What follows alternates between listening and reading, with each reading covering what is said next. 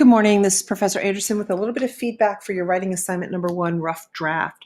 So I want to share with you the first thing that I do when I'm assessing a work or giving some feedback is I just scroll through quickly to make sure that the format is correct. And when I do that, I notice that you have all 4 parts that it looks like, just from a general perspective, that you understand the gist of the function of each of the separate components. So when I go back and take a further comb through, what I notice is just this one area. First of all, you give me a great understanding of the small business that you work for, the types of communications that you have. You identify the communication inhibitors, and you use what's called parallel structure throughout.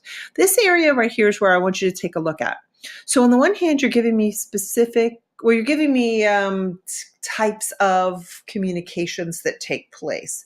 So it looks like people of different ages come in often, and that you have the cultural differences in style, and that is a frequent thing that happens. What this is looking for is a very specific communication. Can you think of one time in particular when an individual from varied ages came in to ask for information or in a meeting?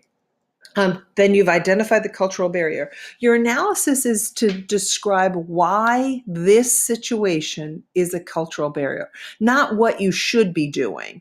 This is just the purpose of this paper is to help you understand and really targetly or in a targeted fashion identify specific communications to the barrier. So I identify why this particular communication was this barrier.